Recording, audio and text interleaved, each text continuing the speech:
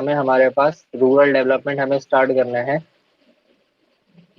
Rural development ये दूसरा step होगा।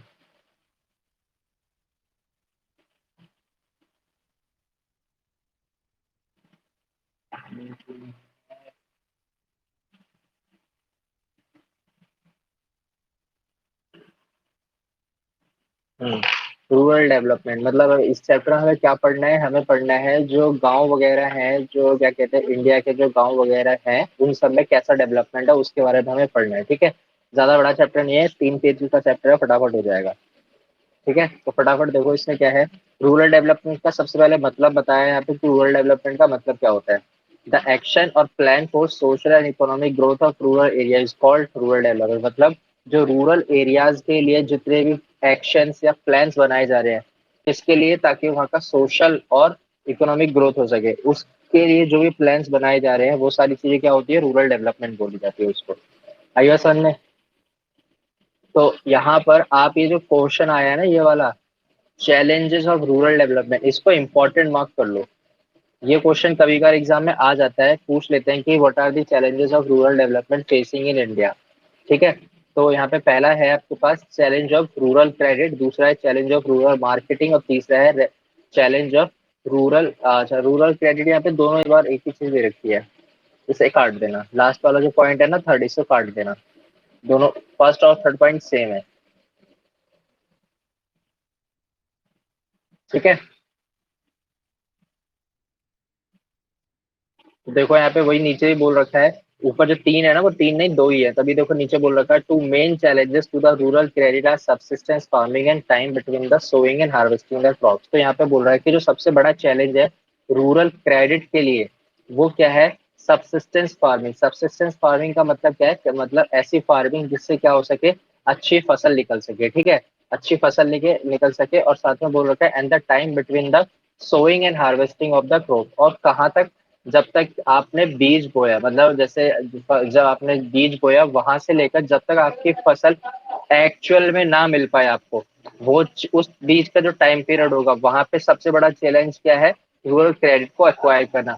रूरल क्रेडिट का मतलब क्या है, रूरल क्रेडिट का मतलब है जैसे कि लोन लेना, खेती से रिलेटेड क्या हो सकता है, लोन लेने की बात हो रही है यहाँ पर रूरल क्रेडिट के मतलब। ठीक है, तो देखो यहाँ पे वही बता रखा है कि रूरल क्रेडिट 3 टाइप्स में डिवाइडेड है। इतना समझ में आया मैंने क्या बताया अभी ये वाला। हाँ, मतलब जहाँ पे आपने बीज बोया, आपने क्या करा, आपने अपनी फसल भी उगाने के लिए आपने बीज बोया, वहां से लेकर जब तक आपकी फसल आती नहीं है, जब तक अच्छे से फसल आप काटते नहीं हो उसको, ठीक है, उतने बीच का जो टाइम पीरियड है वहां तक जो भी आपको मतलब चैलेंजेस वगैरह होंगे वो आपका क्या हो जाएगा, रूरल क्रेडिट से रिलेटेड होगा। तो आपका जो रूरल क्रेडिट है वो 3 टाइप का होता है। पहला है शॉर्ट टर्म क्रेडिट, दूसरा है मीडियम क्रेडिट और तीसरा है लॉन्ग टर्म क्रेडिट। तो आपको ना इनका टाइम पीरियड याद रखना पड़ेगा कि शॉर्ट टर्म क्रेडिट कितना होता है, between 6 to 12 months of the purchase of inputs like seeds, fertilisers, pesticides, insecticide etcetera. ठीक है, एक सेकेंड।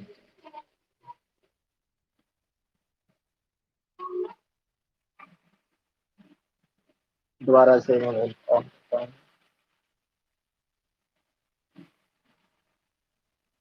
हाँ, तो मैं ये बता रहा था कि यहाँ पे शॉर्ट टर्म क्रेडिट का मतलब कितना टाइम पीरियड होगा, बिटवीन 6 मंथ से 12 मंथ तक के लिए।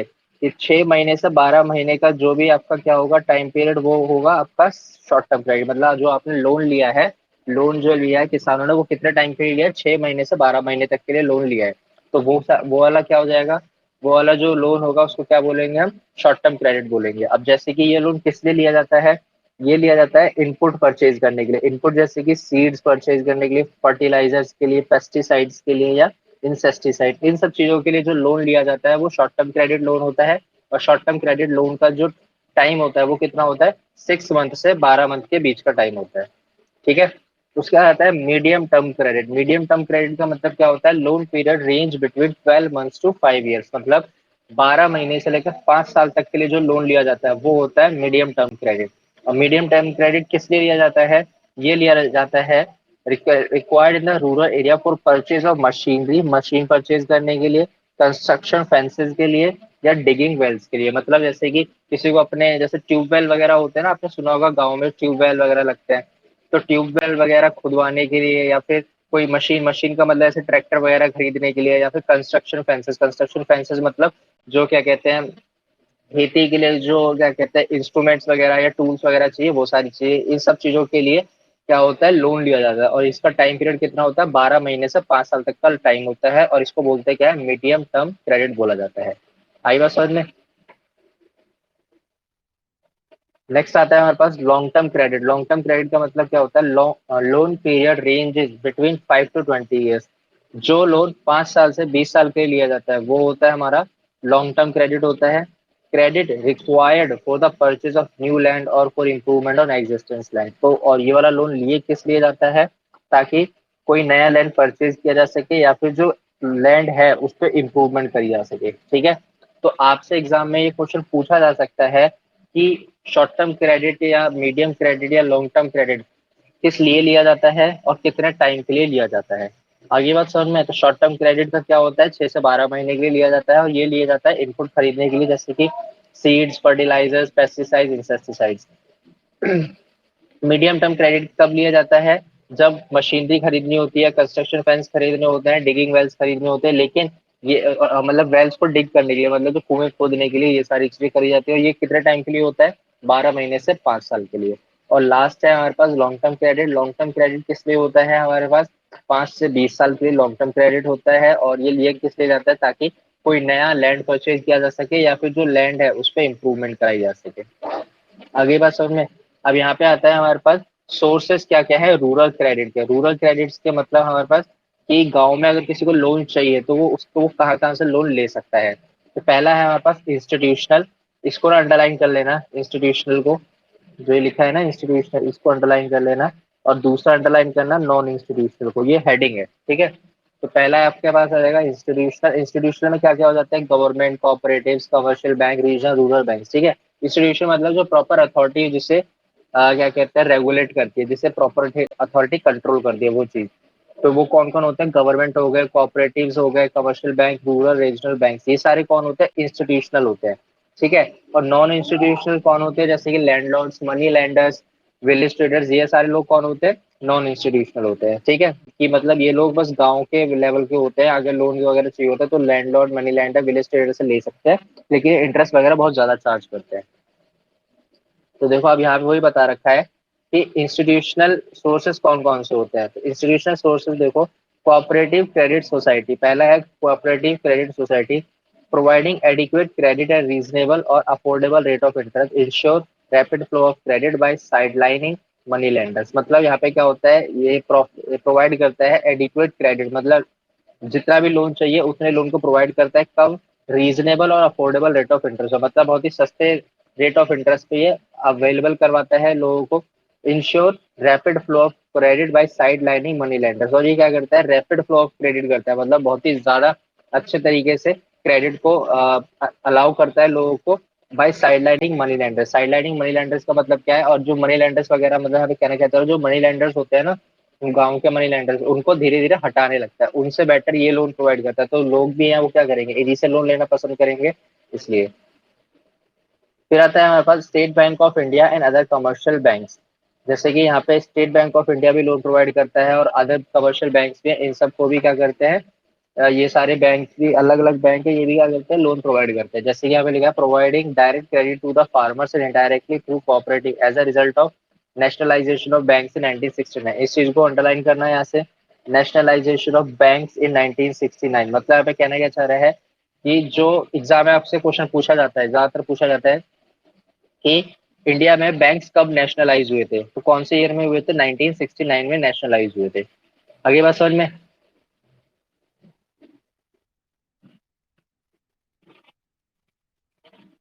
अच्छा, नेशनलाइज का मतलब क्या है, नेशनलाइज का मतलब क्या है कि गवर्नमेंट के अंदर आ गए ये सारे बैंक।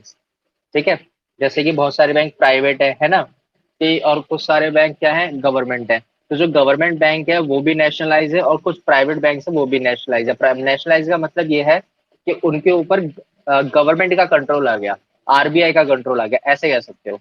ठीक है। जैसे कोई भी अपना बैंक आके अपना कोई भी, जैसे मैंने बोला मैं आज बैंक खोलूंगा, मैं जाके बैंक नहीं खोल सकता है ना, क्योंकि यहाँ पे नेशनलाइजेशन चल रहा है। मुझे क्या करना पड़ेगा, प्रॉपर पहले अथॉरिटी लेनी पड़ेगी, सब कुछ करना पड़ेगा, तब मेरा जाके बैंक ओपन होगा। तो इस चीज को बोलते क्या है, नेशनलाइजेशन। मतलब कि ये सारी चीजें किसके अंडर आ जाती हैं, आरबीआई या गवर्नमेंट के अंडर आती हैं सारी चीजें। तो जितने भी बैंक्स हो गए, जितने भी बैंक्स है, ये सारे नेशनलाइज हुए थे 1969 में। तो इसका मतलब क्या है कि जितने भी बैंक्स है वो सारे आरबीआई और गवर्नमेंट के अंदर कन्वर्ट, मतलब इसके अंदर आ चुके थे। मतलब सारे रेगुलेटर वगैरह क्या हो चुके थे, सारे के सारे बैंक और आरबीआई के अंदर आ चुके थे। सारे बैंक्स को कौन कंट्रोल कर रहा था, आरबीआई और सेंट्रल गवर्नमेंट। आगे बात समझ में ठीक है। तो इस चीज को अंडरलाइन कर लिया ना आपने, नेशनलाइजेशन ऑफ बैंक्स और इन इंडिया इन 1969।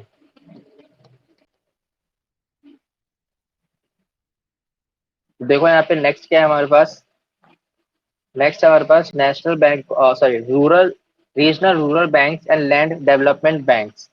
रीजनल मतलब है ना, क्या चाह रहा है कि यहाँ पे ना कुछ बैंक्स ऐसे होते हैं जो क्या कहते हैं सिर्फ गांव में खोले जाते हैं, और इसलिए खोले जाते हैं ताकि वो क्या कर सके, जो वहाँ के लोग हैं, वहाँ के जो फार्मर्स है उनको हेल्प कर सके। ठीक है, तो यहाँ पे देखो वही दे रखा है, providing credit in remote areas and working on district level. ठीक है, बहुत सारे बैंक हैं, जैसे आपने कभी सुना होगा छोटे छोटे बैंक, जैसे बैंक ऑफ बड़ौदा है। ठीक है, बैंक ऑफ बड़ौदा क्या है, ये फार्मर्स के लिए बहुत हेल्प करता है। ये ज्यादातर छोटे छोटे स्टेट वगैरह में पाया जाता है, मतलब जहाँ पर छोटे छोटे स्टेट्स में इसको स्टैब्लिश किया गया है।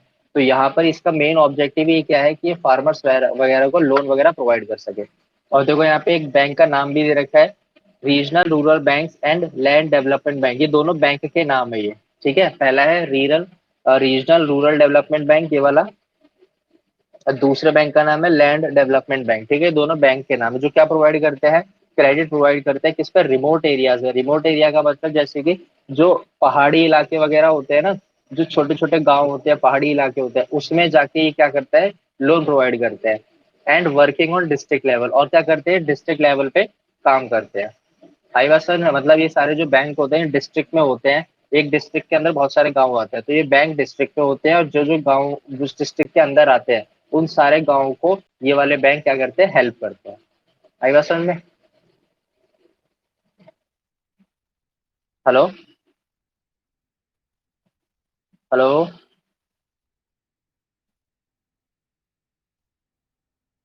तृप्ति।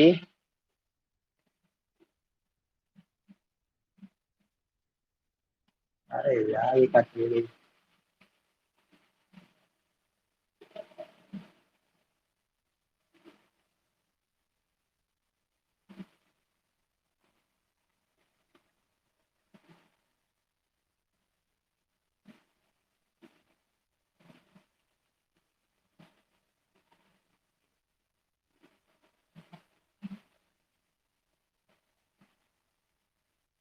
हेलो, कहाँ चली गई थी बीच में? अच्छा,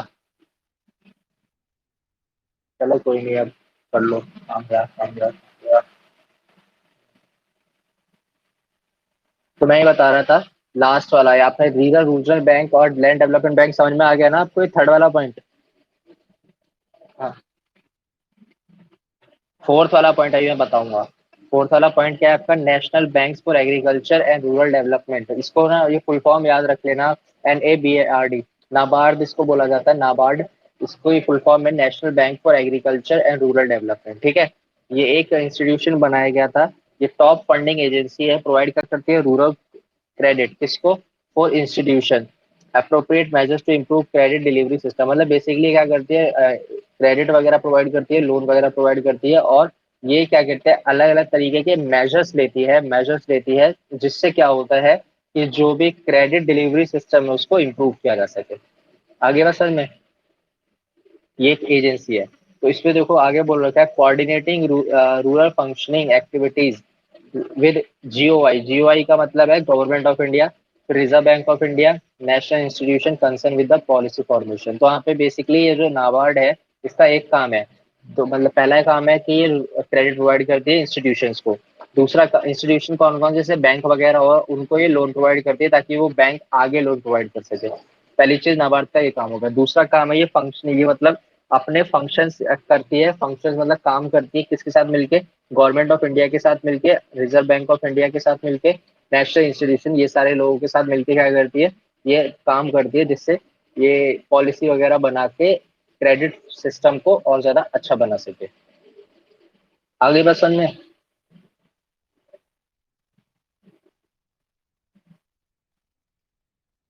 हेलो। यार ये तो चली गई।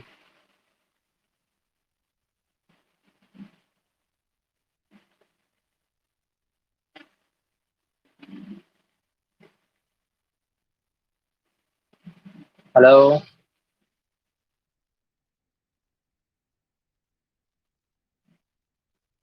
तृप्ति।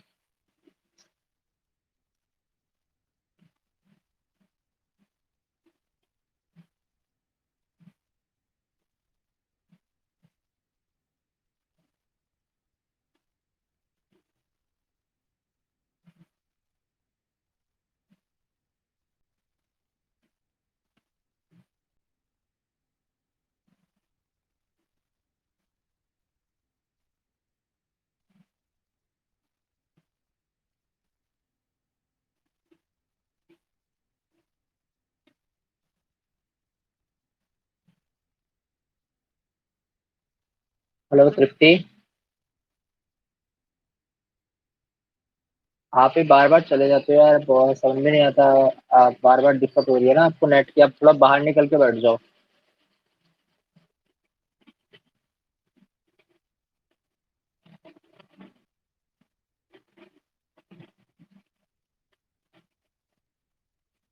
अच्छा, अब आप बिल्कुल सही अब आपकी आवाज क्लियर आ रही है, लेकिन जब पढ़ाता होता हूँ तो आपसे पूछता हूँ तो आपकी आवाज ही नहीं आती, तब निकल जाते हो आप। आपका एग्जिट हो जाता है।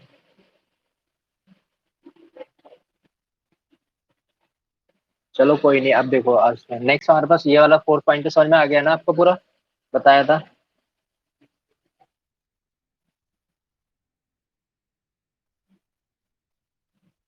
क्या? ठीक है, ठीक है, ठीक है, तो चलो आगे देखते हैं। अब हमारे पास है रूरल बैंकिंग सिस्टम में क्या क्या डेफिशिएंसी है, मतलब क्या क्या कमियां हैं रूरल बैंकिंग सिस्टम के अंदर।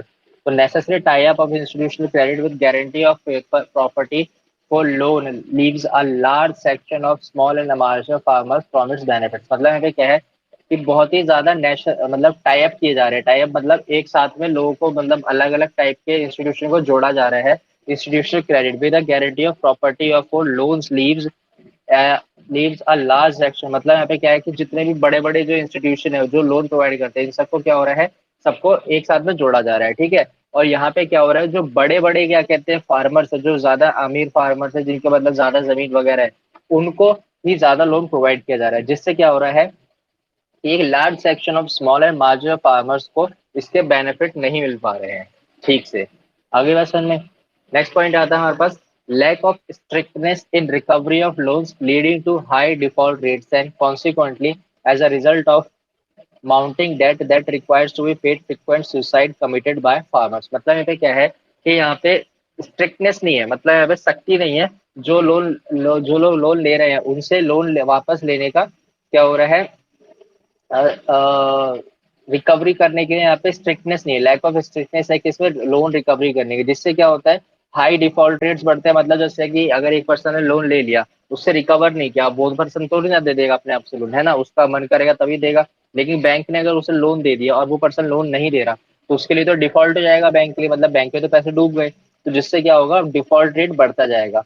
और consequently as a result of mounting debt, जिससे क्या होगा, बैंक के ऊपर डेट बढ़ता जाएगा। और जिस पर्सन ने मतलब बैंक के लिए तो पैसा कम होता जा रहा है, और जो किसान है जिसने पैसा लिया है उसके पास क्या हो जाएगा, उसके पास और कर्जा बढ़ता जाएगा, ठीक है। क्योंकि वो लोन क्यों नहीं पे कर पा रहा हो, क्योंकि उसकी फसल वगैरह ठीक नहीं हो पा रही होगी, इसलिए जिसकी वजह से क्या हो रहा होगा, उस पर लोन बढ़ता जा रहा होगा। माउंटिंग डेट का मतलब क्या है, उसके ऊपर डेट बढ़ता जा रहा होगा। That requires to be paid frequent suicide committed by the farmer, जिसकी वजह से क्या होता है कि फार्मर्स वगैरह सुसाइड कर लेते हैं, क्योंकि उनके पास पैसे होते नहीं है पे करने के। तो वो उनके पास कोई और दिखता रास्ता नहीं दिखता उनको, उनके अकॉर्डिंग ऐसा होता है कि उनको लगता है कि अब कोई रास्ता नहीं बचा, तो वो क्या कर लेते हैं, सुसाइड कर लेते हैं, जिससे बहुत ही ज्यादा सुसाइड होती जाती है, और इंटरेस्ट वगैरह मतलब लोन वगैरह का अमाउंट वो पे नहीं कर पाते इसलिए। आई बात समझ में?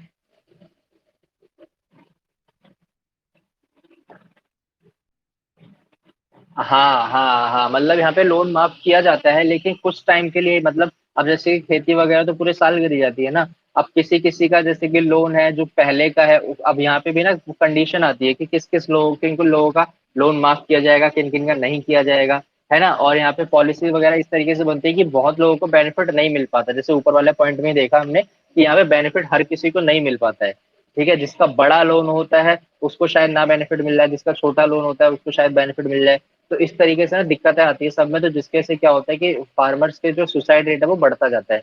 फिलहाल तो शायद कम हो रखा है, लेकिन फिर भी सुसाइड कर लेते हैं लोग क्योंकि वो कर्जा वगैरह अपना नहीं दे पाते हैं। आगे बस सुन में। नेक्स्ट आता है हमारे पास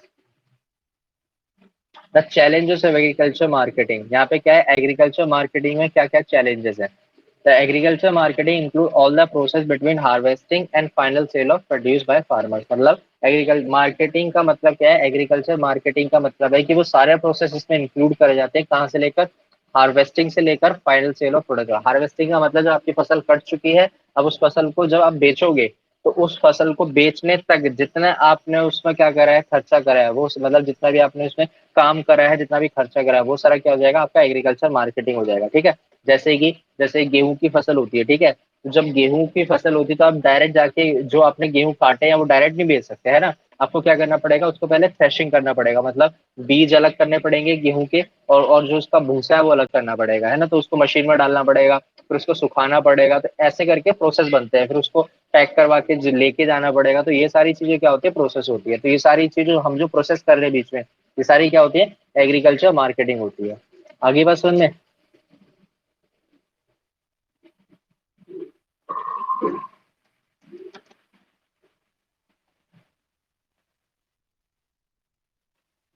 कितनी आवाज आ रही है।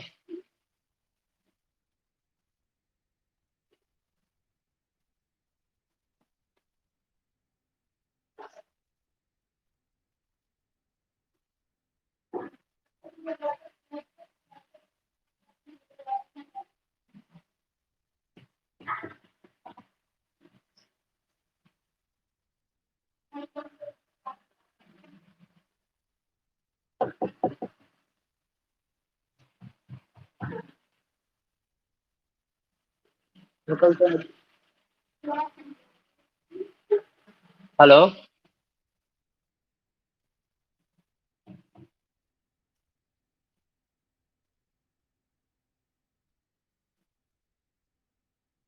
हेलो।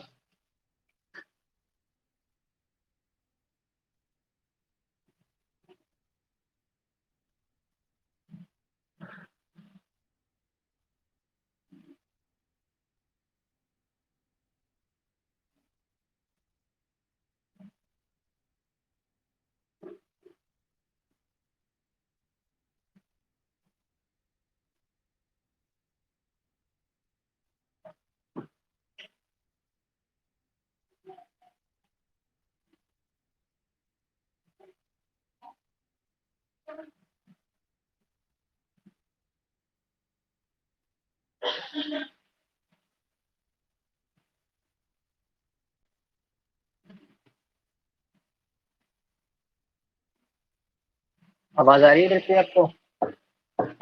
यार,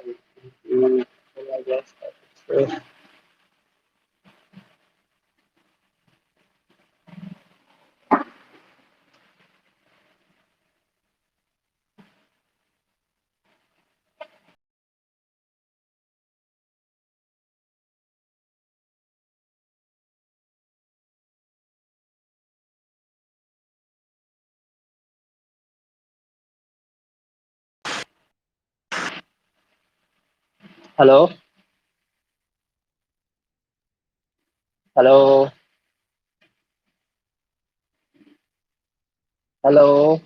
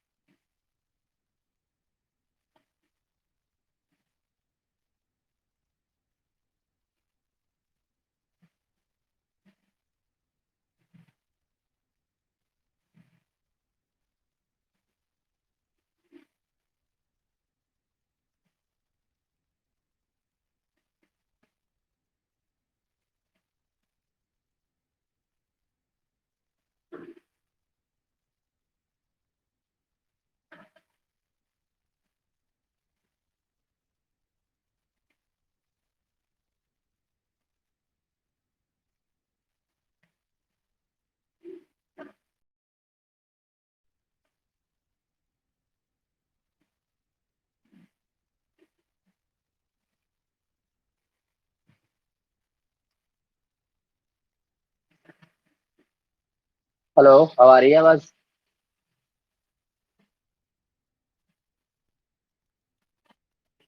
चलो ठीक है।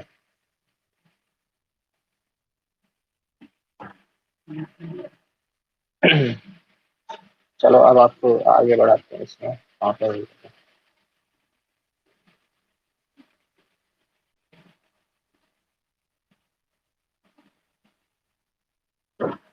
तो ये आपको समझ में आ गया था एग्रीकल्चर मार्केटिंग में क्या क्या चीजें आती हैं, मतलब मैंने आपको फर्स्ट अभी पॉइंट बताया था। ठीक है, अब हम आगे स्टार्ट कर रहे हैं इसमें। देखो क्या है, measures initiated by the government to improve marketing system. आवाज आ रही है ना आपको क्लियर? ठीक है। तो हमारे पास क्या है, गवर्नमेंट क्या कर रही है, मेजर्स ले रही है ताकि मार्केटिंग सिस्टम को क्या कर सके, इम्प्रूव कर सके, बेटर बना सके। कैसे? पहले मार्केट को रेगुलेट कर सके। मार्केट को रेगुलेट करने का मतलब क्या है, sale and purchase of produce supervise by marketing community who has also ensure that farmer get best price for their produce. मतलब यहाँ पे क्या है कि गवर्नमेंट क्या कर रही है, गवर्नमेंट बना रही है कुछ कमेटी वगैरह बनाएगी गवर्नमेंट, जिससे क्या हो सके, जो भी प्रोड्यूस किया है, जो भी मतलब फसल है या फिर जो भी खेती करके जो लोग लाए हैं फार्मर, उसको सेल परचेज करने के लिए मार्केट कमेटी बनाई जाएगी, जो क्या करेगी, इन सब चीजों को सुपरवाइज करेगी। और उससे ये भी देखा जाएगा कि जो फार्मर्स है उनको अपनी फसल का, उनको अपने प्रोड्यूस का क्या मिल सके, बेस्ट प्राइस मिल सके। ये सारी चीज देखेगा कौन? मार्केट कमेटी सुपरवाइज करेगी इस चीज को। ठीक है। नेक्स्ट आता है हमारे पास कोऑपरेटिव एग्रीकल्चर मार्केटिंग सोसाइटीज। यहाँ पे है हमारे पास कुछ मार्केटिंग सोसाइटीज बनाई जाएगी। कैसे बनाई जाएंगी marketing societies? encouraged by the government so that farmers as a member of them can bargain better in market and get better price through collective sales। मतलब यहाँ पे क्या है कि कुछ ऐसी मार्केटिंग सोसाइटी बनाएगी जिससे क्या होगा, गवर्नमेंट मतलब गवर्नमेंट इंकरेज करेगी फार्मर्स को कि जो मेंबर हैं, encourage by government so that farmers as a member of them can bargain. मतलब सिंपल सी ये क्या है, गवर्नमेंट सोसाइटी वगैरह बनाएगी जिससे बार जो फार्मर्स है उनको यहाँ पे फ्रीडम मिलेगी बार्गेन करने की। फ्रीडम किस चीज की मिलेगी? बार्गेन करने की। और बार्गेन किस चीज की कर सके? ताकि जो उनको प्राइस चाहिए उसको एक अच्छा प्राइस, मतलब फार्मर्स वगैरह को एक बेटर प्राइस उनके प्रोड्यूस का मिल सके। ठीक है। नेक्स्ट आता है provision for warehousing facilities. Government agencies offering storage space to the farmers, central and state warehousing corporation. मतलब यहाँ पे क्या है कि गवर्नमेंट क्या करती है, वेयर हाउसिंग की भी फैसिलिटी प्रोवाइड करती है लोगों फार्मर्स को, कि जैसे कि फार्मर्स के पास जगह नहीं है उनकी फसल रखने के लिए, तो गवर्नमेंट क्या करती है, अपनी तरफ से लोगों को क्या देती है, वो वेयर हाउस, मतलब एक तरह से गोडाउन देती है ताकि अपनी वो फसल वहां पे रख सके, जिससे उसकी फसल का नुकसान ना हो सके। ठीक है। नेक्स्ट आता है हमारे पास सब्सिडाइज ट्रांसपोर्ट। सब्सिडाइज ट्रांसपोर्ट का मतलब है कि जो भी ट्रांसपोर्ट के खर्चे हैं, जो भी ट्रांसपोर्टेशन की कॉस्ट है, वो क्या हो सके, थोड़ी सस्ती हो सके। गवर्नमेंट क्या करेगी, उसको सब्सिडी प्रोवाइड करेगी। कैसे?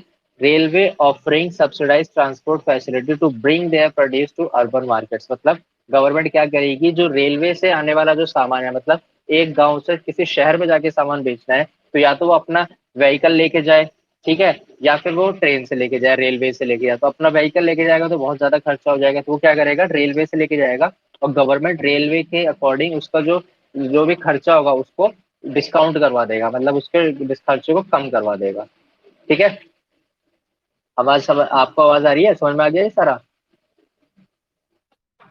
ठीक है। उसका आता है dissemination of information, directing farmers to decide the quantity that should be sold and when to sell through electronic and print media. मतलब डिसएमिनेशन का मतलब यहाँ पे क्या है कि इंफॉर्मेशन को फैलाना, मतलब इंफॉर्मेशन की अवेलेबिलिटी होना। तो आप क्या करना, ये जो डिसएमिनेशन है ना, इसकी जगह पे अवेलेबिलिटी भी लिख लेना साथ की जगह पे, अवेलेबिलिटी।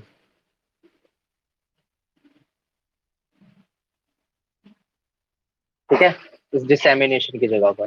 तो कहना क्या चाह रहे हैं कि directing farmers to decide the quantity that should be sold and when to sell through electronic and print media. मतलब यहाँ पे फार्मर्स को इंफॉर्मेशन दी जाती है कि उन्हें कितनी क्वांटिटी बेचनी चाहिए और कहाँ पे जाकर बेचना चाहिए। तो ये सारी चीजें किसके अकॉर्डिंग होती है, इलेक्ट्रॉनिक और प्रिंट मीडिया के अकॉर्डिंग होती है, ताकि उन्हें पता चल सके वो कहाँ पे अपना सामान बेचे और कितनी क्वांटिटी बेचे, ताकि उनको अच्छा प्राइस मिल सके। ठीक है। तो एग्जाम में अब देखो, जो 6 पॉइंट है ना, इसको मोस्ट इंपॉर्टेंट मार्क कर लेना।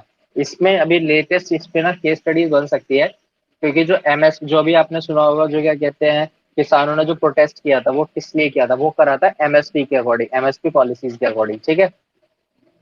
एमएसपी का मतलब क्या होता है, minimum support policy, yes minimum support price भी कह सकते हैं उसको। ये मिनिमम सपोर्ट पॉलिसी के बीच में ना, यहाँ पे लिखो price, minimum support price policy, ठीक है, minimum support price policy, support के बाद प्राइस और लिख लो यहाँ पर आप, इस जगह पर, ठीक है। तो यहाँ पे कहना चाह रहा है minimum support policy price policy as an assurance to farmer that their produce will be purchase by the government at the given price. मतलब यहाँ पे क्या है कि जैसे कि मान के चलो एक फार्मर अपना सामान लेके बेचने गया मार्केट में, ठीक है, लेकिन मार्क जो प्राइस उसे चाहिए उस प्राइस पे फार्मर्स ने क्या कहते हैं वो सामान बेच नहीं पाया, मतलब अपना वो सामान उतने में बिक नहीं पाया उनका, जो मार्केट में जो भी आप लोग बैठे हुए हैं सामान खरीदने वाले वो उतने पे वो खरीद नहीं पाए, ठीक है, खरीद नहीं रहे उस प्राइस पे। तो यहाँ पे क्या करेगा वो फार्मर, यहाँ पे वो फार्मर सीधा गवर्नमेंट में को जाके वो सामान बेच देगा, मतलब जो भी उसका जो प्रोड्यूसर है वो क्या करेगा, गवर्नमेंट को जाके वो प्रोड्यूस बेच देगा। अब वो जो प्राइस बेचेगा वो क्या होगा, एक ऐसा प्राइस होगा जो एक मिनिमम प्राइस होता है, ठीक है। आप ऐसे कह सकते हो गवर्नमेंट क्या करती है, एक प्राइस सेट करके रखती है। जैसे फॉर एग्जाम्पल गवर्नमेंट ने बोला कि हम 10 रुपए किलो गेहूं लेंगे, ठीक है। तो जो भी मार्केट में जितने लोग बैठे हुए हैं, जितने भी सामान खरीदने वाले हैं या जितने भी यहाँ पे सेलर बैठे हुए हैं, सॉरी जो परचेजर बैठे हुए हैं वहां पर, वो इस 10 रुपए से नीचे वो उसे नहीं खरीदेंगे। वो क्या करेंगे, या तो 10 पे खरीदेंगे या 10 से ऊपर ही खरीदेंगे। अगर 10 से नीचे कोई भी इसे नहीं खरीदेगा, ठीक है, क्योंकि इससे क्या होगा, अगर 10 से नीचे खरीदेगा कोई तो इससे क्या होगा, फार्मर को नुकसान हो जाएगा। तो इस चीज को क्या बोलते हैं, जो 10 रुपए आया ये क्या हो गया, मिनिमम सपोर्ट प्राइस हो गया। और ये प्राइस डिसाइड कौन करता है, गवर्नमेंट डिसाइड करती है। तभी यहाँ पे बोल रखा है would be purchase by the government at the given price. तो यहाँ पे अगर जैसे कि मार्केट में भी अगर किसी ने नहीं खरीदा तो गवर्नमेंट भी इस प्राइस पे इसे खरीद सकती है। क्लियर है ये वाला पॉइंट? ठीक है। नेक्स्ट आता है एग्रीकल्चर डाइवर्सिफिकेशन और market risk. Agriculture diversification, diversification का मतलब यहाँ पे क्या कह रहे हैं, डाइवर्सिफिकेशन का मतलब ऐसे कह सकते हो कि इम्प्रूवमेंट, मतलब डाइवर्सिफिकेशन का मतलब आता है डिवाइड करना। जैसे कि आप कह सकते हो आप स्टडीज कर रहे हो, ठीक है, आप कॉमर्स पढ़ रहे हो, तो कॉमर्स में क्या हो गया है, अलग अलग सब्जेक्ट्स में डिवाइड कर दिया, इकोनॉमिक्स, अकाउंट्स, इंग्लिश, मैथ्स, ये सारी चीजें हो गई डिवाइड कर दिया। तो ये सारी चीजें क्या हो गई, एक फील्ड हो गई किसके अंदर, कॉमर्स के अंदर। उसी तरीके से एग्रीकल्चर का मतलब सिर्फ ये नहीं होता कि सिर्फ खेती करना, मतलब फसल को उगाना, एग्रीकल्चर के अंदर और भी सारी चीजें आती हैं। तो यहाँ पे उसी चीज की बात होगी। Agriculture diversification means diversifying the farm's productive resource into new activities in order to achieve stabilization of farm income by lowering market risk. This can be done into two ways. मतलब जैसे कि कुछ फार्मर्स हैं, जैसे कि मान के चलो एक फार्मर है जो सिर्फ गेहूं या चावल, मतलब खाने पीने की ही क्या कर रहा है, फसल उगा रहा है, ठीक है, सिर्फ गेहूं उगा रहा है, चावल उगा रहा है, बस यही उगा रहा है, ठीक है। लेकिन एक फार्मर है वो क्या कर रहा है, गेहूं चावल उगाने के साथ साथ में वो क्या कर रहा है, और भी बाकी चीजें जो उग सकती है वो उगा रहा है। जैसे कपास हो गया, जो कॉटन होता है उसको उगा रहा है, दालें वगैरह उगा रहा है। तो ये सारी चीजें क्या हो जाएगी, डाइवर्सिफिकेशन हो जाएगी कि एक पर्सन सिर्फ एक चीज पे ना फोकस होकर क्या कर रहा है, अपने रिसोर्सेज को अलग अलग जगह लगा रहा है, न्यू एक्टिविटीज में लगा रहा है, ताकि क्या मिल सके उसे, एक farm income, regular farm income मिल सके। क्योंकि देखो जो सिंपल गेहूं बनाने वाला, मतलब गेहूं उगाने वाला पर्सन है, या फिर जो आपका चावल उगाने वाला पर्सन है, उसको इनकम कब होगी, जब वो गेहूं और क्या करेगा, चावल को उगाएगा सिर्फ, ठीक है। लेकिन अगर वही पर्सन क्या करेगा, अपनी जो भी फार्मिंग एक्टिविटीज है उनको क्या करेगा, अलग अलग जगह पर क्या करेगा, डाइवर्सिफाई कर देगा, मतलब एलोकेट कर देगा, अपने रिसोर्स को अलग अलग तरीके से यूज करेगा, तो उसकी इनकम क्या हो जाएगी, कांस्टेंट हो जाएगी। मतलब उसको साल भर इनकम होती रहेगी, जैसे जैसे जो जो फसल आएगी वैसे वैसे वो क्या करेगा, अलग अलग टाइप की खेती करके अपनी फसल को वो क्या करता रहेगा, उगाता रहेगा। क्लियर है ये वाली चीज?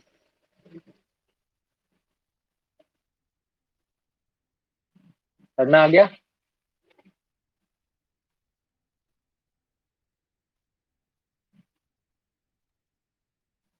कुत्ती।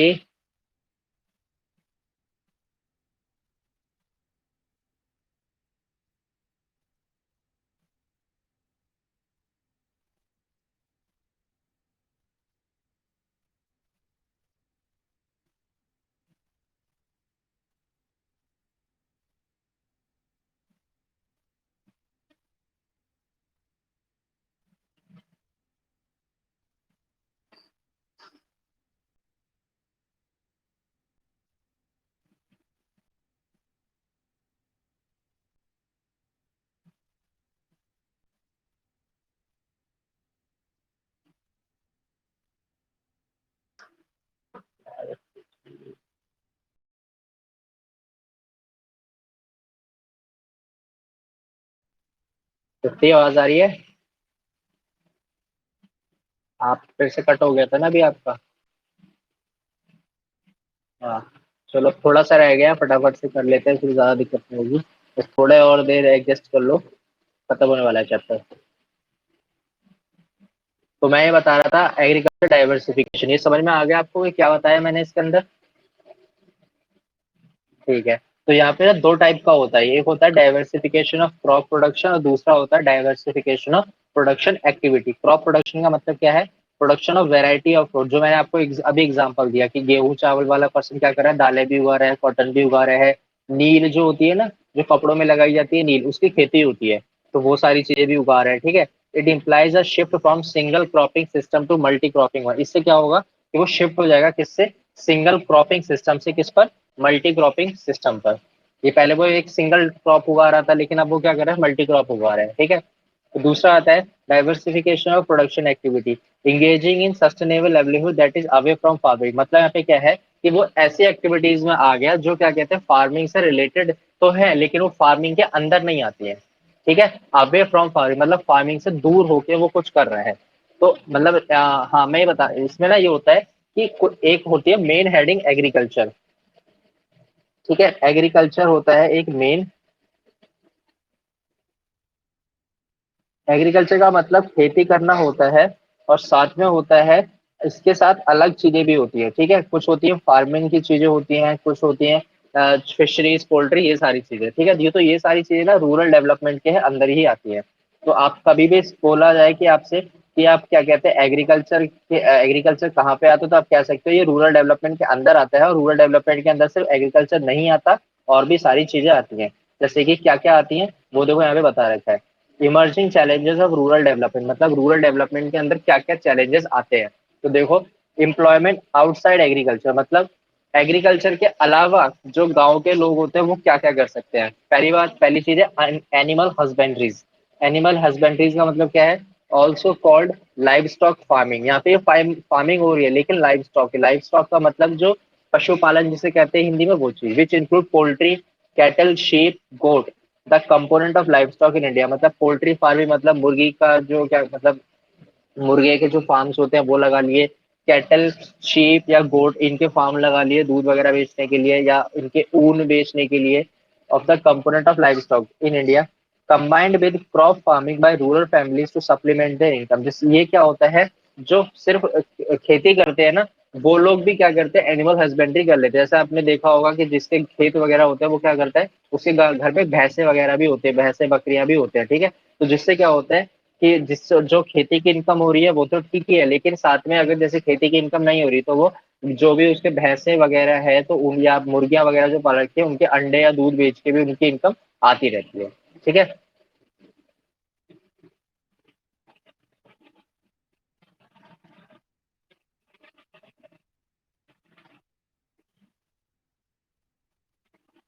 नहीं, एक बार में नहीं लगाए जाएंगे ना, अलग अलग टाइम पे, जैसे हर चीज का एक सीजन होता है। पहली चीज आपका, पहले आपका आंसर उस जो आपका क्वेश्चन है पहले मैं उसका आंसर देता हूँ। आपने पूछा मल्टी क्रॉपिंग का बेनिफिट क्या है। मल्टी क्रॉपिंग का सिंपल बेनिफिट है, इनकम ज्यादा होगी, है ना।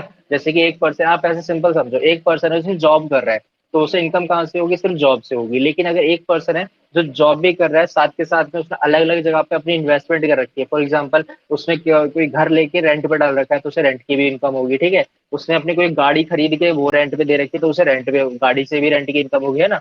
तो जितनी ज्यादा अलग अलग सोर्सेज होंगे उतनी ज्यादा इनकम होगी। तो वही चीज बोल रहा है, मल्टी क्रॉपिंग का मतलब क्या? अलग अलग टाइप की क्रॉपिंग करना, जिससे क्या होगा? उसकी इनकम बढ़ेगी। अब आपने पूछा कि एक ही एकड़ जमीन में क्या कहते हैं वो सारे पेड़ पौधे लगाएगा तो कैसे होगा? ये सारे एक साथ में नहीं लगाए जाएंगे, ये क्या करा जाएगा? सीजन के अकॉर्डिंग लगाए जाएंगे। ठीक है। जैसे कि गेहूं वगैरह जो आपके जो लगाए जाते हैं, या आपके नवंबर दिसंबर के टाइम पे इसके बीज बोए जाते हैं, और जनवरी फरवरी में क्या होता है, इसकी फसल काटी जाती है। ठीक है।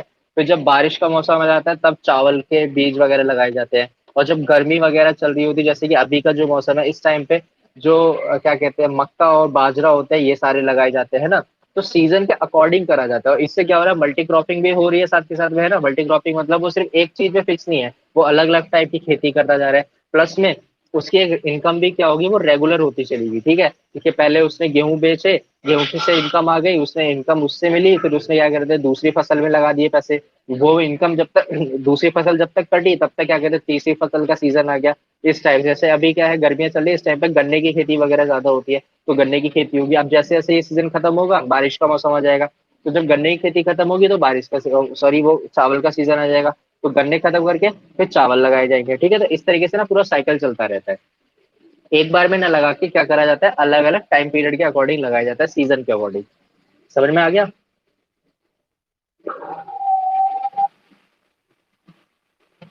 समझ में आ गया?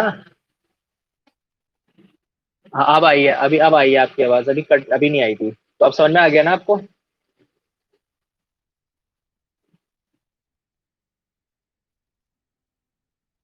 तो देखो नेक्स्ट क्या है हमारे पास, आगे बोल रखा है combined with crop farming by rural families to supplement their income. मतलब यहाँ पे क्या है कि जो एनिमल हस्बेंड्री है वो साथ के साथ में क्या होगा, जो फैमिली जो क्या कर रही है, खेती वगैरह कर रही है, उनके साथ भी एनिमल हस्बेंड्री भी करी जा सकती है। वो लोग भी क्या करते हैं, एनिमल हस्बेंड्री करके अपनी इनकम को बढ़ाते रहते हैं। Its significance increase when there is change in area unlike crop farming. और ये ज्यादातर इंक्रीज कब होता है, ये जो मतलब एनिमल हस्बेंड्री है, ये कब इंक्रीज हो रहा है, जब लोगों के पास क्या कहते हैं, पहली चीज जमीन नहीं है खेती करने की, तो वो क्या कर सके, एनिमल हस्बेंड्री कर सकते हैं। या फिर वो ऐसी जगह पर रह रहे हैं जहां पर खेती करने के लिए अच्छी जमीन नहीं है, जैसे कि पहाड़ी इलाके हो गए या फिर रेगिस्तान वगैरह हो गया, ऐसी जगह पे खेती नहीं की जाती है, ठीक है। तो ऐसी जगहों पर क्या करा जाता है, एनिमल हस्बेंड्री करी जाती है, जिससे उनकी क्या हो सके, इनकम होती रहे।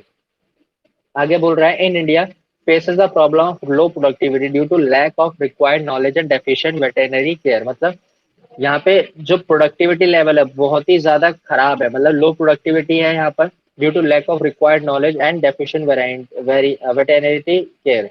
मतलब यहाँ पे क्या है कि एनिमल हस्बेंड्री जो लोग कर रहे हैं उन लोगों को प्रॉपर नॉलेज नहीं है, क्योंकि वो अपने जो लाइफ स्टॉक का जो प्रोडक्शन है, मतलब जो दूध का प्रोडक्शन है, अंडों का प्रोडक्शन है, इस सबको वो कैसे बढ़ा सकता है, इन सब चीजों की उनके पास नॉलेज नहीं है। प्लस प्लस यहाँ पे बोल रखा है कि डेफिशिएंट वेटेनरी केयर का मतलब है जो एनिमल्स के जो डॉक्टर्स वगैरह हो रहे हैं, उनसे रिलेटेड जो एनिमल्स की जो हेल्थ वगैरह से रिलेटेड जो भी चीजें हैं, वो सारी चीजों की दिक्कत है यहाँ पर, ठीक है। डेफिशिएंट है मतलब प्रॉपर उनको केयर नहीं मिल पाता। जैसे कि हेलो तृप्ति,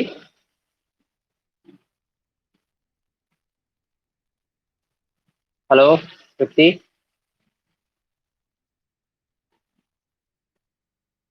हाँ अब आइए आपके, अभी आपको वो जो पढ़ाया था वो समझ में आ गया ना, वो अचानक से बैक में हो गया वो सारा। नहीं वो अब ब्लैक ब्लैक आ रहा होगा आपको, है ना। अब मैं दोबारा से पीडीएफ शेयर करता हूँ।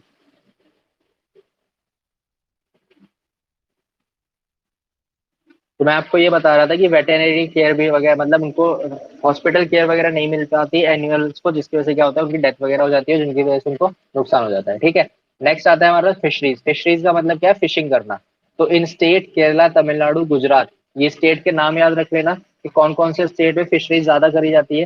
केरला में, तमिलनाडु में, और कहाँ पर, गुजरात में। ये कौन से स्टेट है, जो ये सारे स्टेट्स पानी के पास है, मतलब इनके पास क्या समुद्र है, सी है इनके पास, तो इनकी वजह से यहाँ पे फिशरीज ज्यादा हो जाती है। Fisheries is an important source of livelihood in rural areas and it depends upon inland sources, ponds, rivers, etc. ठीक है। यहाँ पे जो केरला, तमिलनाडु, गुजरात है, यहाँ पर जो रूरल एरियाज है, इनका जो मेन लाइवलीहुड है, लाइवलीहुड मतलब जो इनकी डेली जीने का जो क्या कहते हैं इनकम का सोर्स है, ऐसे कह सकते हैं, जो इनकम का सोर्स है वो क्या है, फिशरीज है इन rural areas. And it depends upon inland sources. ज्यादातर ये डिपेंड किस पे, इनलैंड सोर्सेज। इनलैंड सोर्सेज का मतलब जैसे कि जो पाउंड्स हो गए, रिवर्स हो गए, मतलब जो गांव के अंदर ही छोटे छोटे पाउंड्स हैं या फिर जो रिवर्स है, उनके अंदर भी ज्यादातर ये करते हैं फिशरीज वगैरह। And marine sources of fishing, और लास्ट में आता है मरीन सोर्स। मरीन सोर्स का मतलब पूरे सी के सोर्सिंग, ठीक है। यहाँ पे तीन टाइप की फिशिंग करी जा सकती है, एक पॉन्ड्स की, एक रिवर्स की, मतलब यहाँ पे पॉन्ड्स मतलब छोटे छोटे जो तालाब वगैरह होते हैं वो, फिर छोटी मोटी नदियां, उसके बाद आप बड़े बड़े लेवल पे जाना चाहते हो तो आप समुद्र में भी फिशिंग कर सकते हो, ठीक है। ये सारे क्या है, फिशिंग के सोर्सेज है। तो fisheries in India should be provided credit facility. तो जो फिशरीज है वो क्या करता है, मतलब यहाँ पे गवर्नमेंट इन फिशरीज से रिलेटेड भी क्या करती है, लोगों को ज्यादा से ज्यादा क्रेडिट प्रोवाइड करती है, जिससे क्या होता है, मार्जिनल फिशिंग फैमिलीज की जो नीड्स होती है वो मीट हो जाती है, मतलब उनकी जो भी जरूरतें हैं उनको वो पूरा कर सकते हैं। Micro financing SSC and technology should be upgraded equally accessible to, मतलब बेसिकली यहाँ पे क्या है कि देखो तमिलनाडु, केरल और गुजरात, यहाँ पर क्या है, ये सारे जो स्टेट्स है ये समुद्र के पास में है, ठीक है। उसके बाद यहाँ पर तीन तरीके से फिशिंग करी जा सकती है, पॉन्ड्स के जरिए, नदी के जरिए या फिर सी के अकॉर्डिंग, ठीक है। अगर आपको बड़े लेवल पे जाना है तो आप सी पे फिशिंग कर सकते हैं। उसके बाद यहाँ पर गवर्नमेंट भी हेल्प करती है, जो फिशिंग करने वाले लोग हैं, जो फिशिंग फार्मर्स हैं, इनको क्या करती है, गवर्नमेंट भी हेल्प करती है लोन वगैरह देकर, ताकि वो क्या कर सके, अपनी जो बेसिक नीड्स उनको पूरा कर सके, और साथ के साथ में कोई अगर लेटेस्ट टेक्नोलॉजी या अपग्रेडेड आया है जिससे वो फिशिंग करने में हेल्प मिले, उसमें भी वो क्या कर सकते हैं, उनको एक्सेस मिल जाता है, ठीक है। नेक्स्ट आता है हमारे पास हॉर्टिकल्चर। इसमें दे रखा है, हॉर्टिकल्चर का मतलब होता है practicing of garden cultivation and management of crop that are grown on farmland. Horticulture का मतलब सिंपली क्या होता है, जैसे आपने नर्सरी सुना होगा, है ना। नर्सरी मतलब छोटे छोटे पौधे वगैरह उगाए जाते हैं और उनको बेचा जाता है, वो चीज होती है horticulture. It is an emerging means of sustainable living in rural areas at is reduce the economic uncertainty और vulnerability of smaller marginal farmers. मतलब ये क्या करता है हॉर्टिकल्चर, मतलब छोटे छोटे पौधे, छोटे मोटे पौधे उगाने, जैसे फूल वगैरह के पौधे उगा लिए, या फिर कुछ जैसे मनी प्लांट वगैरह के पौधे, ये सारे क्या कर रहे हैं, पौधे उगा के इनसे वो क्या कर रहे हैं, अपनी खेती करना, मतलब अपनी इनकम चला रहे हैं। तो ये सारी चीजें क्या आ जाती है, हॉर्टिकल्चर में आ जाती है।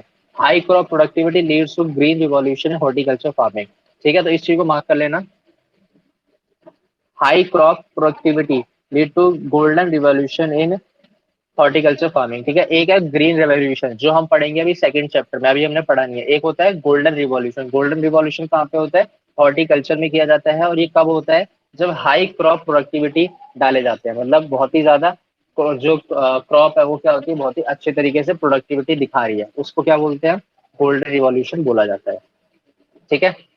नेक्स्ट आता है हमारे पास cottage and household industry. Cottage and household industry का मतलब क्या है, जो कपड़े वगैरह के जो होते हैं ना वो लोग, जैसे dominated of spinning, weaving, dyeing and bleaching, but with urban textile industry these activities had been hit hard in the village. मतलब यहाँ पे क्या है कि जो गांव में छोटे छोटे जो गांव होते हैं, वहां पे लोग क्या करते हैं, अपना कपड़ा बनाने लगते हैं, कढ़ाई करने लगते हैं, उनपे बुनाई करने लगते हैं, डाई करने लगते हैं। ये सारी चीजें क्या होती है, छोटे छोटे फार्मर्स, मतलब जो गाँव में, छोटे छोटे गाँव में लोग करने शुरू कर देते हैं। लेकिन इस पे भी ना गलत इफेक्ट पड़ा है, मतलब खराब इफेक्ट पड़ा है, किसका, urban textile industries. Urban textile industry मतलब जो शहरों में जो टेक्सटाइल इंडस्ट्री है, मतलब टेक्सटाइल मतलब कपड़ा बोला जाता है, तो कपड़े की जो भी इंडस्ट्री है, वहां पे क्या हो रहा है, मशीन के अकॉर्डिंग काम हो रहा है। तो लोग क्या करेंगे, मशीन के कपड़े पे मतलब कि वो ज्यादा लोगों को सस्ता पड़ेगा और प्लस में जल्दी बन के निकलेगा, तो लोग क्या करते हैं, अर्बन वाले को ज्यादा प्रेफर करते हैं, ना कि रूरल वाले को, ठीक है। जिससे क्या होता है, गाँव में होने वाले ये जो कॉटेज और हाउस होल्ड इंडस्ट्री, इनको बहुत ज्यादा इफेक्ट पड़ता है, ठीक है।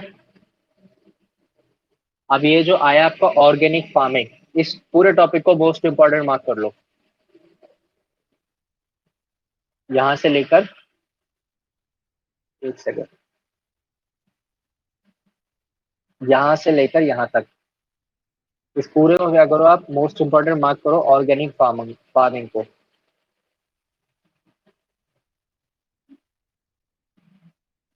ठीक है। तो ऑर्गेनिक फार्मिंग का मतलब क्या होता है, ऑर्गेनिक फार्मिंग है सस्टेनेबल डेवलपमेंट। तो यहाँ पे बोल रहा है, it is a system of farming that depends upon organic input of production and not the chemical input like chemical fertilizer, pesticide, etc. It focuses on maintaining soil health in order to make it long period sustainable process and eco friendly, ठीक है। Organic farming का मतलब क्या होता है, कि ऐसी farming जिसमें क्या करा जाता है, सिर्फ ऑर्गेनिक इनपुट्स यूज करे जाते हैं, जिसमें केमिकल वगैरह यूज नहीं किया जाता है, जैसे कि फर्टिलाइजर्स हो गए, इंसेक्टिसाइड्स हो गए, ये सारी चीज यूज ना करके क्या करा जा रहा है, जो ऑर्गेनिक खाद वगैरह होती है, ये सारी चीजें यूज करी जाती हैं, ठीक है। तो इसको क्या बोलते हैं, ऑर्गेनिक फार्मिंग बोलते हैं। It focus on maintaining soil health. इसका जो मेन फोकस होता है वो क्या होता है, जो मिट्टी होती है उसकी हेल्थ को बनाए रखना, in order to make it long period sustainable process eco friendly. जिससे क्या होगा, ये लॉन्ग पीरियड सस्टेनेबल प्रोसेस होगा। सस्टेनेबल का मतलब होता है जो चीज लंबे समय के लिए चलती है, ठीक है। तो जब जमीन मिट्टी की जो हेल्थ है वो क्या होगी, ज्यादा अच्छी होगी, तो जिससे क्या होगा, सस्टेनेबल जो इस मतलब जमीन की जो लाइफ होगी वो भी क्या हो जाती है, लंबे टाइम के लिए चलेगी, और प्लस ये इको फ्रेंडली भी होता है, ठीक है। कि जैसे कि जो केमिकल वगैरह जो डाले जाते हैं मशीन खेत में, तो इससे क्या होता है, मिट्टी पे बहुत ज्यादा खराब इफेक्ट पड़ता है, जिससे क्या होता है, बहुत ही ज्यादा दिक्कतें आती है खेती करने में, ठीक है। तो इसलिए यहाँ पे ऑर्गेनिक फार्मिंग का कॉन्सेप्ट लाया है, जिससे सिर्फ क्या करेंगे, ऑर्गेनिक चीजें मतलब जो देसी खाद वगैरह होती है वो डाल के अपनी मिट्टी को क्या कर सकते हैं, वो बचा सकते हैं खेत वाले। ठीक है किसान। अब यहाँ पे आता है एडवांटेज क्या क्या है ऑर्गेनिक फार्मिंग के। No use of non renewable source है, मतलब यहाँ पे जो ऐसे रिसोर्स यूज करे जाते हैं जो क्या होते हैं आसानी से अवेलेबल हो जाए। ठीक है। No use of synthetic chemical that है petroleum based as it is non and non renewable source, मतलब यहाँ पे क्या होता है कि जो पेस्टिसाइड्स वगैरह होते हैं ना उनमें पेट्रोल वगैरह डाला जाता है। जैसे खेत वगैरह में आपने देखा होगा ना, छिड़काव करा जाता है, दवाई डाली जाती है, उसमें ना पेट्रोलियम होता है। पेट्रोलियम आपको पता ही है एक नॉन रिन्यूएबल रिसोर्स है, तो जिसकी वजह से क्या होता है इसको बैन करा जाता है, जिससे क्या होगा ऑर्गेनिक फार्मिंग को बेनिफिट मिलेगा। ऑर्गेनिक फार्मिंग में क्या होगा, जब ज्यादा से ज्यादा आप देसी चीजें मतलब यूज करोगे तो ये सारी चीजें को बंद ही हो जाएंगी। नेक्स्ट आता है eco friendly. Nitrate content in chemical fertilizer pollute ground water, however organic farming restrain from using any such pollutant. मतलब जो केमिकल फर्टिलाइजर्स होते हैं ना उसमें एक केमिकल होता है नाइट्रेट। नाइट्रेट से क्या होता है जो जमीन के अंदर के जो पानी होता है उसको वो पॉल्यूट करता है, मतलब वो अंदर जमीन के अंदर का जो पानी होता है उससे क्या होता है खराब करता है। However organic farming restrain from using any such pollutant, जिससे क्या होता है कि ऑर्गेनिक अब यहाँ पे बोल रखा है कि ये जो पानी खराब कर रहा है तो इस चीज को ठीक कौन करता है, ऑर्गेनिक फार्मिंग करता है। कि ऑर्गेनिक फार्मिंग अगर यूज करेंगे तो जो भी पॉल्यूशन वगैरह हो रहा है पानी के अंदर उस चीज को खत्म करा जा सकता है। लास्ट आता है sustain soil fertility. Sustain soil fertility का मतलब क्या है, मैंने आपको बताया सस्टेन का मतलब क्या होता है लंबे समय के लिए रोक के रखना। सॉइल फर्टिलिटी का मतलब, सॉइल फर्टिलिटी का मतलब क्या है कि ज्यादा से ज्यादा आपको जो आपकी सॉइल फर्टिलिटी है उसको बढ़ा के रखना। Animal manures and compost sustain soil fertility unlike chemical that Erode soil fertility, therefore it is a way of sustainable development of agriculture. Basically यहाँ पे क्या है कि एनिमल मैन्योर्स मतलब जो क्या कहते हैं जो जानवर मर जाते हैं उन्हें भी क्या करा जाता है जमीन में गाड़ दिया जाता है। उसके बाद कंपोस्ट मतलब जो जानवर से जो वेस्ट होता है, जो जानवर वेस्ट वगैरह करते हैं, जो गोबर वगैरह होता है उससे भी क्या होती है फर्टिलिटी को बढ़ाया जाता है। जिससे क्या होती है सॉइल फर्टिलिटी बढ़ा के उससे एक एग्रीकल्चर को एक सस्टेनेबल डेवलपमेंट प्रोवाइड होता है। सस्टेनेबल डेवलपमेंट का मतलब ऐसा डेवलपमेंट जो क्या कहते हैं बहुत ही लंबे समय तक के लिए चलता है। ठीक है। आवाज आ रही है ना तृप्ति आपको? समझ में आया ये वाला पॉइंट?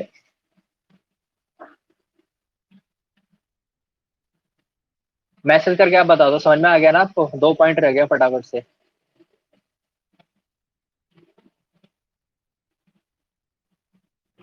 ठीक है। नेक्स्ट आता है हमारा better food quality. Organically grown food is rich in nutrition and is therefore much healthy, मतलब जो ऑर्गेनिकली जो फूड ग्रोन किए जाते हैं वो क्या होते हैं न्यूट्रिशियस होते हैं, मतलब बहुत ही ज्यादा न्यूट्रिशियस होते हैं और साथ में वो हेल्थी भी होते हैं। ठीक है, क्योंकि जो फूड केमिकल से बनेगा उसमें केमिकल वगैरह होगा जो हेल्थ के लिए खराब होता है। नेक्स्ट आता है economically feasible for small and marginal farmers, मतलब जो स्मॉल और मार्जिनल फार्मर्स होते हैं, फीजिबल का मतलब होता है उनके लिए भी आसानी से अवेलेबल होता है। फीजिबल का मतलब आप कह सकते हो अवेलेबल। ठीक है, क्योंकि देखो जो स्मॉल और मार्जिनल फार्मर्स है उनके पास अगर पैसे नहीं है तो वो फर्टिलाइजर्स वगैरह तो लगा ही नहीं पाएंगे, है ना। तो वो क्या करेंगे ऑर्गेनिक पे ही जाएंगे। और कंट्री भी अब ऑर्गेनिक की तरफ से जा रही है, तो बेसिकली ये किसकी तरफ बेनिफिट किसको ज्यादा होगा, स्मॉल और मार्जिनल फार्मर्स को इसका बेनिफिट होगा। It offers an inexpensive farming technology.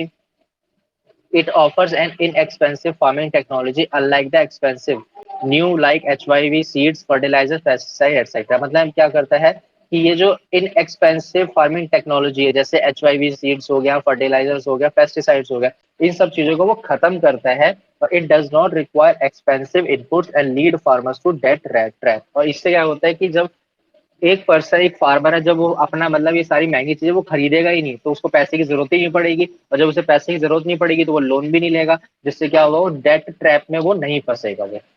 ठीक है, समझ में आ गया आपको सारा का सारा पॉइंट जितना भी कराया अभी तक ये? ठीक है। मैं कल परसों में जाके ना सेंटर से बुक ले आऊंगा, फिर आपके जो मैं 3 4 चैप्टर करा दिए हैं इसके आपको क्वेश्चन मार्क करा दूंगा इंपॉर्टेंट इंपॉर्टेंट। ठीक है, फिर आप वो पढ़ते रहना साथ के साथ में, लर्न करते रहोगे तो जल्दी उठ जाएगा। हाँ हाँ हाँ। हाँ।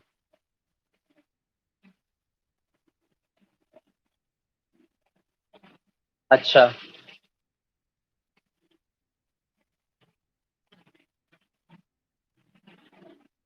हाँ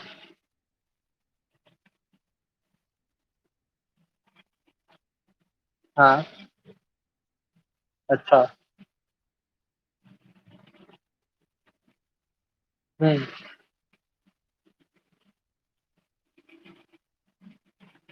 अच्छा। चलो ठीक है, मैं करके देख लूंगा फिर उसमें। ठीक है। ओके, थैंक यू, चलो। बाय। अब परसों होगी क्लास हमारी, ठीक है।